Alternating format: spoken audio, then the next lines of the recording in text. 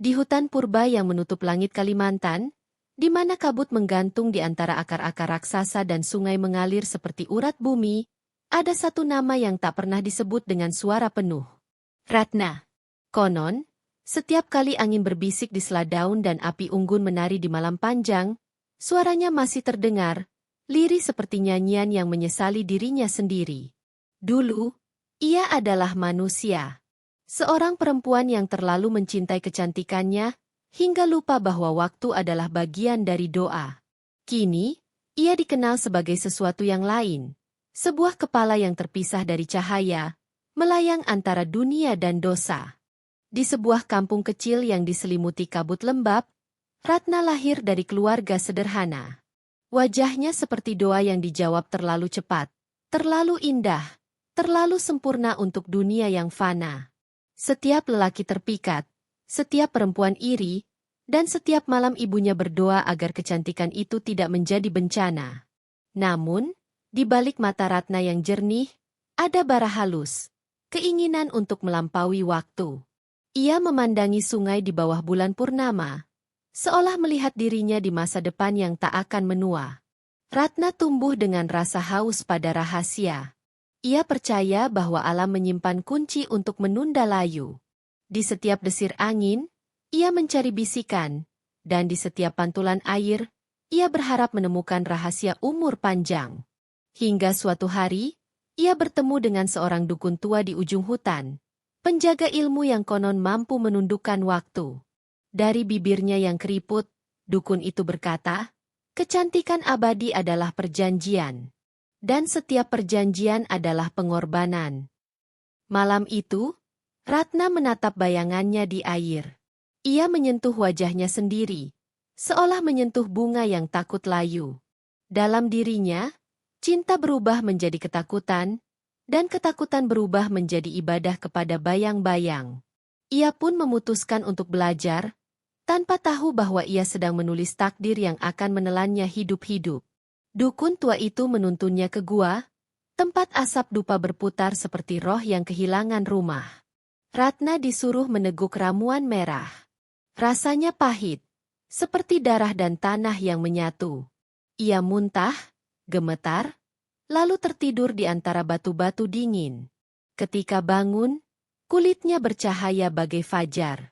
Namun di dalam matanya, cahaya itu telah berganti pemilik. Sejak malam itu, kecantikannya bukan lagi miliknya sendiri.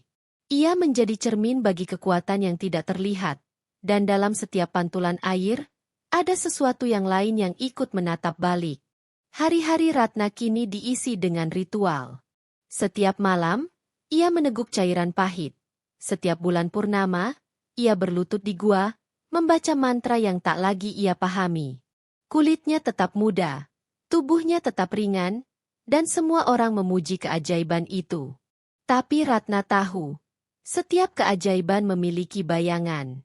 Dan bayangan itu mulai hidup di dalam dirinya.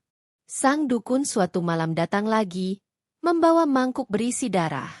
Kini waktumu membayar, katanya tenang. Ratna menatap cairan merah itu dengan mata yang gemetar. Ia tahu, disinilah batas antara manusia dan legenda. Dalam bisikan roh yang melayang di sekelilingnya, ia mendengar janji, minumlah, dan waktu akan tunduk padamu. Dengan bibir yang bergetar, Ratna meneguknya. Sejak itu, darah menjadi doa barunya. Setiap malam, tubuhnya melayang di antara kesadaran dan kabut. Kadang ia melihat dirinya berdiri di tepi sungai. Kadang hanya kepala yang melayang mencari denyut kehidupan. Ia mulai tak membedakan antara dirinya dan bayangan yang ia ciptakan. Kecantikan abadi yang ia cari kini menjadi topeng bagi kehampaan yang menelan jiwanya sendiri. Penduduk kampung mulai berbisik. Bayi-bayi mendadak sakit, hewan mati tanpa sebab, dan di langit malam sering tampak cahaya merah samar. Ratna tersenyum setiap kali ditanya. Tapi di balik senyumnya ada darah yang masih menempel di bibir. Ia tidak lagi mencintai wajahnya, ia menyembahnya. Dan di setiap doa yang diucapkan ibunya, tak ada lagi nama Ratna. Hanya permohonan agar Tuhan mengembalikan jiwa anaknya yang hilang di balik wajahnya sendiri. Kabar tentang Ratna sampai ke telinga seorang dukun sakti bernama Jayabuana, penjaga keseimbangan yang hidup dalam kesunyian. Ia tahu, hutan telah kehilangan kedamaiannya. Setiap malam, ia mendengar jeritan roh bayi dari sungai dan melihat kabut merah menari di atas rawa. Ada yang melanggar perjanjian dengan alam, katanya lirih, dan alam menuntut keseimbangan. Jayabuana pergi ke hutan keramat, membawa cermin dan api suci. Dalam perenungannya, ia melihat sosok Ratna, bukan lagi gadis, melainkan kepala melayang dengan mata merah. Aku ingin tetap indah, katanya dalam bayangan. Tapi kecantikanmu kini hanya pantulan api neraka, jawab Jayabuana. Sementara itu, Ratna sendiri mulai kehilangan kendali. Tubuhnya berpisah dari kepalanya, seolah jiwa dan raga tak lagi mengenal satu sama lain. Ia melayang di antara pepohonan, menangis mencari dirinya sendiri. Dalam kesunyian hutan, ia mulai menyadari bahwa ia tidak lagi memiliki tempat di dunia ini. Hutan Kalimantan, yang dulu menyembunyikan rahasia alam, kini menjadi saksi bagaimana manusia bisa berubah menjadi legenda. Di antara akar-akar yang menggeliat, suara Ratna terdengar lirih. Bukan jeritan, melainkan doa yang tersesat. Ia mulai sadar, keabadian yang ia kejar bukanlah hidup tanpa akhir, melainkan kematian yang tidak selesai. Malam purnama datang, dan desa berkumpul di bawah cahaya putih yang menggigil. Jayabuana berdiri di tengah lingkaran api, sementara suara mantra menggema dari tepi sungai. Kuyang, Ratna, datang dengan teriakan panjang. Kepalanya melayang, organ menjuntai seperti akar yang mencari tanah. Langit seolah runtuh menahan jeritannya. Api suci dilemparkan ke udara, membentuk lingkaran cahaya. Jayabuana mengangkat cermin besar yang telah dimantrai. Ketika Ratna menatap cermin itu, wajahnya sendiri terpampang, tapi bukan wajah yang ia kenal. Itu wajah yang terbakar, meleleh, dan penuh kutuk. Ia menjerit, mencoba menghapus pantulan itu, namun cahaya justru menembus tubuhnya. Dalam sekejap, udara berubah menjadi perang antara terang dan gelap. Mantra bertabrakan dengan bisikan roh, dan api menari di antara bayangan.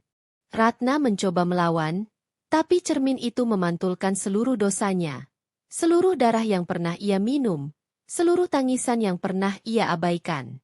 Setiap pantulan adalah luka. Akhirnya, tubuh Ratna yang tersisa di gua ditemukan.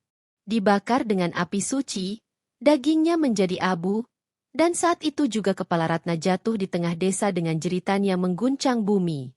Kutukanku tidak akan berakhir, katanya sebelum lenyap dalam asap. Namun Jayabuana tahu, yang mati hanyalah tubuh. Ilmunya akan tetap mencari wadah baru, di hati manusia yang masih haus akan keindahan. Tahun-tahun berlalu. Hutan kembali hijau, sungai kembali jernih, tapi ketenangan itu hanyalah permukaan.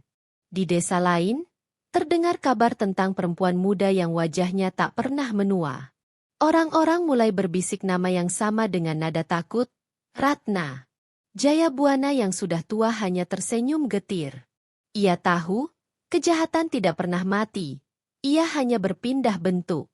Kuyang bukan lagi sosok, tapi ide. Ia hidup di dalam hati siapapun yang ingin menipu waktu. Setiap kali seseorang menatap cermin terlalu lama, Ratna berbisik di balik pantulan itu, cantiklah untuk selamanya.